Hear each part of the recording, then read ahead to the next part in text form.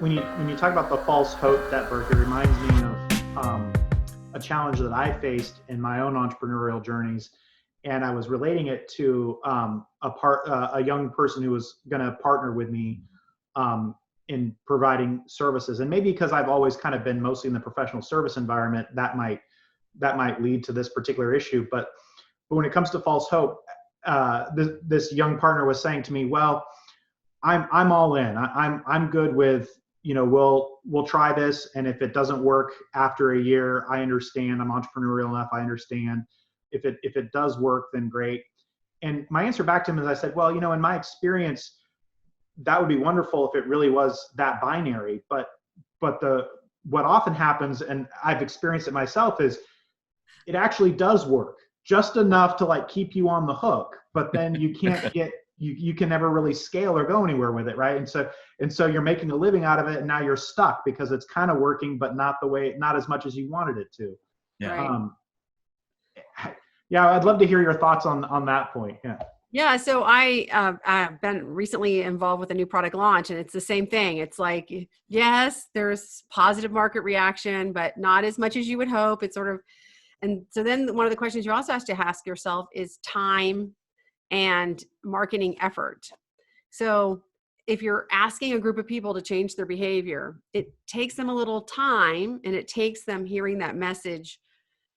The rule we use in marketing is 5 plus or minus 2 times. So somewhere between 3 and 7. So if you haven't kind of asked to close 7 times, then you need more time.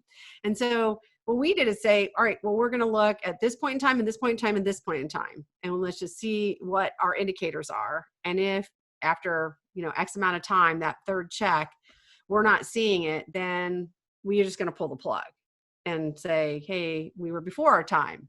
Because we've seen that too with startups. Sometimes you're just before your time, before people are really ready. And then maybe come back at it another point in time. But you're right, it's not binary. It's not an on-off switch. It's there's some interest, just not enough interest to make money at. Yeah, it's funny when you look at statistics on the number of, quote, failed ventures. And I would guess that 90% of those, if you ask the entrepreneur, they'd just say, it's just on the back burner for a little while. I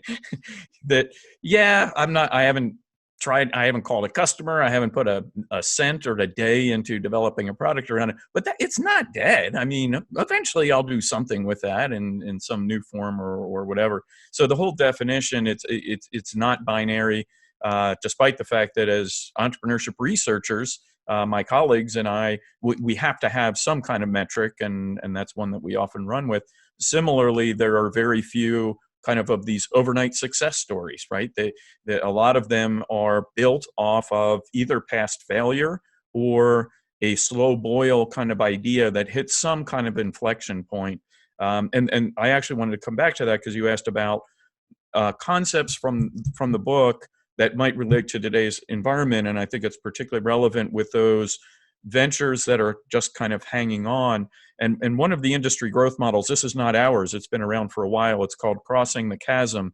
And it's where you have this market growth that just kind of stalls, and it maybe stalls at a relatively low to modest level of engagement. Maybe it's mostly just the pioneers, kind of the leading edge customers that embrace it.